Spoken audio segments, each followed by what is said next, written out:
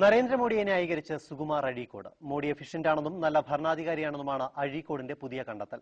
കാർഷിക സർവകലാശാല ഉദ്യോഗസ്ഥന് CT വില്യമിന്റെ ശബ്ദം അയോധ്യ വരെ എത്തുമ്പോൾ എന്ന നിരൂപണ ഗ്രന്ഥത്തിലാണ് അഴീക്കോടിന്റെ പുതിയ അഭിമുഖം. പുസ്തകം അഴീക്കോടിനാണ് സമർപ്പിച്ചതെങ്കിലും ഏറ്റുവാങ്ങാൻ അദ്ദേഹം തയ്യാറായില്ല.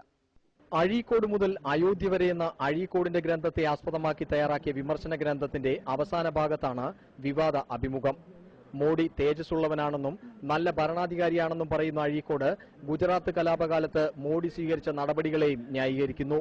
പാകിസ്ഥാനിൽ നിന്ന് വന്ന ഇന്ത്യയോട് കൂറില്ലാത്ത മുസ്ലിങ്ങളാണ് പീഡിപ്പിക്കപ്പെട്ടതെന്നും അതുകൊണ്ടാണ് മോഡിക്ക് നാട്ടുകാരുടെ സപ്പോർട്ട് കിട്ടിയതെന്നുമാണ് അഴീക്കോടിന്റെ കണ്ടെത്തൽ. ഉമ്മൻചാണ്ടിയുടെയും ചെന്നിത്തലയുടെയും തേർഡ് റേറ്റ് പ്രസംഗങ്ങളാണ്. സോണിയാഗാന്ധിയെ പുറത്താക്കിയാൽ കോൺഗ്രസ് രക്ഷപ്പെടും. കയ്യും കാലും കെട്ടി തടവറയിലിട്ടവനെ പോലെയാണ് അച്യുതാനന്ദനെന്നും അഴീക്കോട് പറയുന്നു. ഗ്രന്ഥം അഴീക്കോടിന് തന്നെയാണ് സമർപ്പിച്ചിരുന്നതെങ്കിലും പ്രകാശനത്തിനെത്താനോ പുസ്തകം ഏറ്റുവാങ്ങാനോ തയ്യാറായില്ല.